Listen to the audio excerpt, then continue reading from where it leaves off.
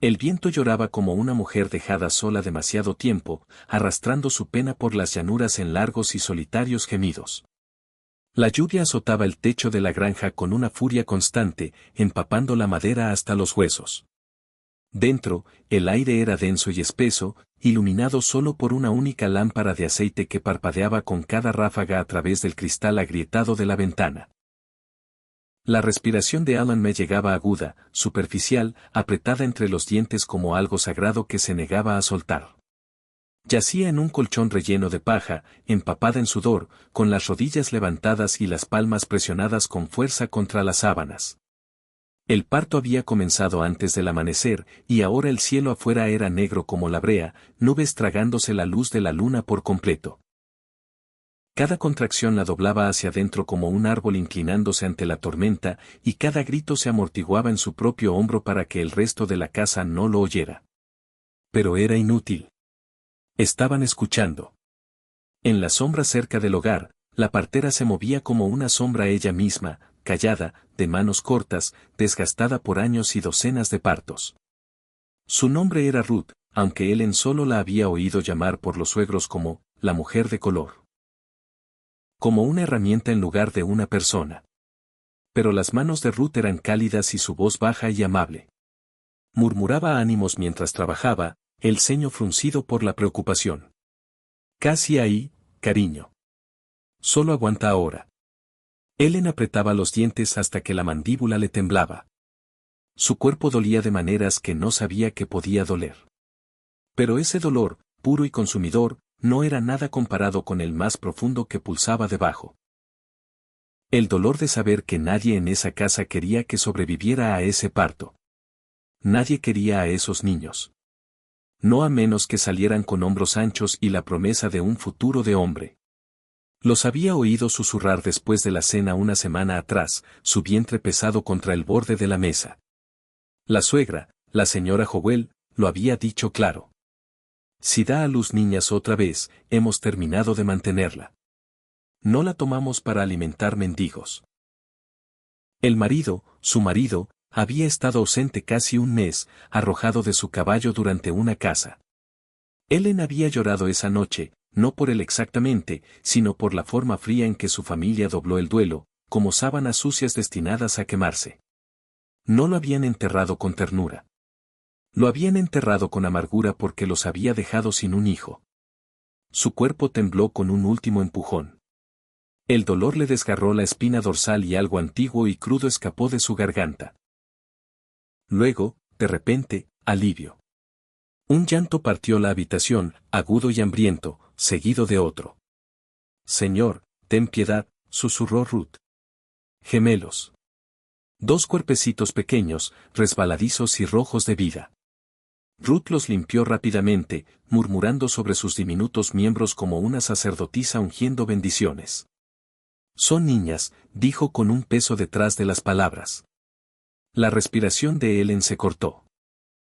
Niñas, dos de ellas, hermosas, perfectas, como si Dios en su manera callada le hubiera dado el doble de amor para compensar todo lo que le habían quitado.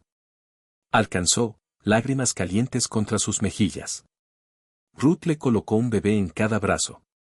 Eran cálidos, se retorcían, buscaban. Las nombró con apenas un aliento. Clara, dijo, tocando la mejilla de la más pequeña, y Rose. Pero antes de que los nombres pudieran asentarse en el aire, la puerta crujió al abrirse. El viento frío irrumpió en la habitación como un regaño. La señora Howell entró, labios fruncidos, manos cruzadas apretadas bajo su chal. Detrás de ella estaba el cuñado, James, alto, delgado, ojos agudos con algo aceitoso. Ruth se tensó. Ellen no se movió. ¿Y bien? Preguntó la señora Howell. ¿Qué son? Ruth respondió, aunque la respuesta yacía arropada en los brazos de Ellen. Niñas. Saludables. James soltó un aliento que sonó como una maldición. Los ojos de la señora Howell se entrecerraron. Niñas, repitió, plana como piedra. Gemelas, nada menos. Dios nos ayude. Ninguna bendición. Ninguna bienvenida, solo silencio pesado como tierra. Tendremos que hacer arreglos, añadió fríamente, y se volvió para irse. James se demoró lo suficiente para encontrar los ojos de Ellen, y en ese momento ella lo vio, el cálculo, el desprecio, la promesa de algo cruel viniendo. La puerta se cerró detrás de ellos. Ruth limpió suavemente la frente de Ellen. No te quieren aquí, niña, dijo, suave como ceniza. Lo sabes ahora. Siempre lo supe, susurró Ellen. Pero ahora tampoco quieren a las niñas. Ruth miró a los bebés, luego a Ellen. Tienes fuerza en ti, más que la mayoría. Pero escúchame ahora. No les dejes verte dormir demasiado profundo. No hasta que salgas de este lugar. Ellen asintió, el peso asentándose. Sus niñas se removieron en sus brazos, puñitos elevándose como brotes rompiendo nieve. Besó las coronillas de sus cabezas. Esa noche, mientras la lluvia golpeaba la ventana y el trueno gemía como una vieja herida en el cielo, Ellen no durmió. Yacía quieta, escuchando. En el granero, voces se filtraban. James y la señora Howell susurrando, discutiendo en tonos bajos. No nos sirve de nada. Uno de ellos dijo, la tierra no es suya. No es nada. Solo hazlo limpio. Aún sangra. Parecerá que se desangró. El estómago de Ellen se volvió hielo. Esperó hasta que los sonidos se desvanecieron, hasta que el aire se sintió delgado y mezquino. Luego se levantó, piernas temblando, y envolvió a las niñas en el chal más grueso que encontró. Presionó un beso al marco de madera de la cuna que Ruth había construido de un cajón viejo y susurró una oración. Salió a la tormenta. El barro chupaba sus botas. El viento abofeteaba su rostro como una mano enojada. Caminaba con las bebés apretadas contra el pecho, su cuerpo doliendo por el parto y el terror. Sin estrellas, sin luna, solo las llanuras negras extendiéndose ante ella. Detrás de ella, humo comenzó a elevarse. El granero o tal vez el cobertizo de la esquina donde a veces tomaba agua. Algo ardía. Su escape no había llegado un momento tarde. No lloró. No había tiempo para eso. Solo movimiento. Adelante. Paso a paso, relámpagos iluminaban el cielo, y en su destello, las llanuras parecían el mar, interminable, cruel y lleno de dientes. Pero las niñas respiraban contra ella, y eso la mantenía en movimiento. En algún lugar alrededor del amanecer, sus piernas cedieron. Cayó de rodillas cerca del borde de un arroyo hinchado por la lluvia. Las niñas gimotearon, y Ellen las acunó apretadas. Por favor, susurró. Si alguien está ahí fuera, si queda alguien amable, por favor. Las nubes se abrieron un poco, lo suficiente para que un rayo de luz pálida cayera sobre el claro, y a través de él llegó el sonido de cascos. No atronadores, no rápidos, solo constantes. Un caballo y un jinete. Ellen intentó levantar la cabeza. Su visión se nubló. Vio una silueta, hombros anchos, quieta como un árbol. El hombre no se movió durante un largo rato. Luego desmontó despacio y se arrodilló a su lado. No podía ver su rostro. Solo el contorno de un sombrero, el olor a pino y cuero, y una voz profunda y callada. ¿Estás perdida?, preguntó.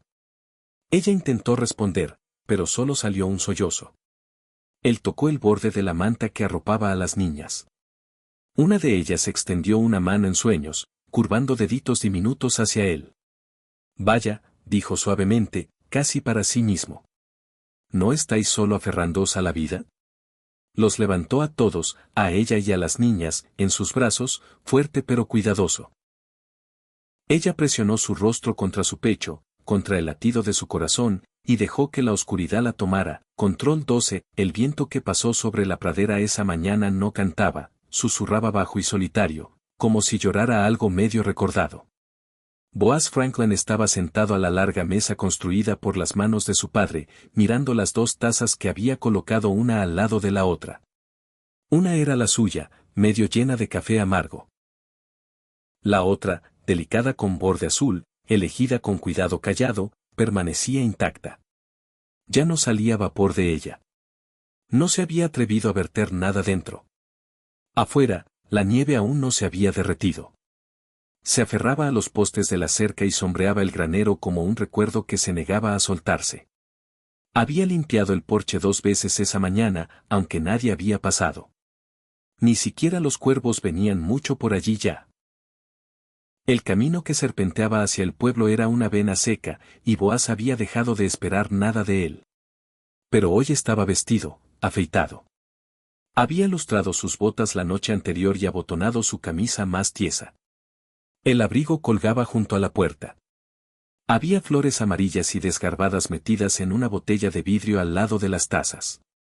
No era un hombre de adornos, pero la carta que ella había enviado mencionaba flores silvestres una vez. Como las extrañaba desde que su madre murió, como soñaba con ver algunas de nuevo cuando llegara.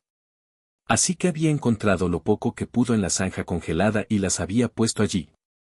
Tontas y tercas. No sabía qué aspecto tendría Eleanor, pero había escrito con mano firme y esperanzada. Tenía 28 años, viuda, sin familia. Quería tranquilidad. Quería trabajo honesto, un hogar que atender, un marido que no alzara la voz. Boaz no había escrito mucho de vuelta. Nunca fue bueno con las palabras. Solo le ofreció un lugar. Ahora la diligencia iba 2 horas tarde. Intentó no notar cómo le temblaba ligeramente la mano cuando alcanzó la taza intacta, solo para moverla medio centímetro, como si preparara el espacio para que alguien la reclamara. Había estado solo demasiado tiempo desde que Sarah murió. ¿9 años? No, 10 ya. No se había permitido esperar mucho más que un clima que no matara terneros en la noche. Salió al porche, botas crujiendo sobre el pino seco. Su perro, un mestizo de 3 patas llamado Shed, se removió y dio un golpecito medio corazón con la cola. Juntos miraron el horizonte. Aún nada, solo blanco y silencio. El sol subió un poco más. Las sombras se estiraron y se curvaron. Entonces, alrededor de la curva del camino, algo se movió. Boaz se enderezó. Era la diligencia, sí. Las ruedas mordían el hielo, un caballo cansado tirando con la cabeza baja. Pero algo estaba mal. No había baúles, no había cortinas de encaje ondeando en la ventana, no había figura con sombrero asomándose para buscar el rancho del que había escrito. En cambio, había ojos. 7 pares. Niños apretados contra el vidrio como lobos en una jaula. El cochero ni siquiera se detuvo del todo, solo aminoró lo suficiente para que la puerta se abriera desde dentro. Uno a uno saltaron abajo, botas golpeando la tierra helada, ropa raída demasiado delgada para el frío, rostros tensos de sospecha. Boaz no se movió. Una niña, tal vez de 12 años, dio un paso adelante. Su cabello estaba recogido con una cinta deshilachada, el rostro azotado por el viento, pero la espalda firme. Llevaba un papel doblado, bordes húmedos por la nieve. Se lo entregó sin una palabra, mirando no a sus ojos sino justo más allá, a la casa, al granero, a los campos, como buscando una vía de escape. Boaz desplegó el papel. Era corto, garabateado. Boaz, lo siento. No pude hacerlo. Estos son míos. Merecen una mejor oportunidad. Haz lo que quieras. Eleanor. No había firmas de abogados, no mencionaba a dónde se había ido. Solo el peso de 7 niños en su porche como un envío equivocado de almas. Los miró. Ellos lo miraron de vuelta. Yo, empezó, luego se detuvo. Su voz se quebró por el desuso. La niña habló bajo y sin temblor. Podemos trabajar. No tienes que darnos de comer gratis. Detrás de ella, un niño pequeño, de 5 tal vez, comenzó a llorar. No fuerte, solo un gemido lento y delgado, como si lo hubiera estado conteniendo durante millas. Otro niño mayor lo abrazó sin palabras. Boaz miró más allá de ellos hacia la diligencia. El cochero se tocó el sombrero y giró el caballo. Sin preguntas, sin explicaciones. La diligencia crujió y gimió al alejarse, llevándose consigo cualquier plan que hubiera existido. Dio un paso a un lado. La niña hizo pasar a los demás, una mano sujetando el hombro del más pequeño. Entraron en fila silenciosa, dejando huellas de barro en el suelo de madera, ojos recorriendo cada rincón, la cocina, la estufa, el hogar. Ninguno preguntó nada. Boaz lo siguió despacio. Cerró la puerta detrás de ellos y se quedó con la espalda contra ella, como si pudiera abrirse de nuevo y arreglar todo esto. Sade trotó adentro, olfateando a uno de los niños que retrocedió, ojos muy abiertos. Boaz llamó al perro. Nadie le dio las gracias. No esperaba gracias. Una de las gemelas, supuso que eran gemelas, delgadas como postes de cerca y con abrigos iguales, señaló el jarrón de flores. La niña mayor captó el gesto, miró, luego apartó la vista. No con desprecio, no con emoción. Solo hecha. Boaz carraspeó. ¿Han comido? Algunos asintieron. El más pequeño negó con la cabeza. Se dirigió a la estufa. El café estaba frío, pero los frijoles aún estaban buenos. Rompió huevos en una sartén, añadió galletas que había hecho demasiado temprano esa mañana. La comida no estaba lo bastante caliente ni bonita, pero la puso en la mesa. No esperaron. Comieron con el hambre de animales que habían aprendido a no esperar. Solo la niña masticaba despacio. Lo seguía mirando. Josephine, dijo. Ese es mi nombre. Él asintió. Boaz. Lo imaginé. ¿Y los demás? Ella los nombró como un pase de lista que había hecho 1000 veces. Samuel y Ruth. Lito Lare. Thomas y Chem, gemelos. June. Baby Bell, dormida contra su pecho en un cabestrillo. Boaz se sentó despacio, manos pesadas sobre la mesa. Notó entonces la taza extra, la delicada con borde azul, aún vacía, aún esperando. Josephine también la notó. Miró la taza, luego a él, luego de vuelta a su plato. Después de la comida no pidieron que les mostraran habitaciones. Simplemente vagaron, como reclamando espacio donde una sombra dejara lugar. Las gemelas se acurrucaron juntas cerca del hogar. Ruth arrastró una manta bajo los ganchos de los abrigos. June encontró un rincón detrás de la estufa y se agachó como un conejo. Josephine acostó a Baby Bell en una cesta forrada con camisas viejas de Boaz y se quedó vigilando a su lado. Boaz se sentó solo a la mesa otra vez. Los platos apilados altos, comida terminada. Solo la taza intacta permanecía frente a él. La giró despacio en sus manos. Afuera, el viento cambió. Apenas un poco. Menos amargo, como si la primavera estuviera escondida bajo los aleros esperando permiso para volver. Esa noche la casa no se sintió llena.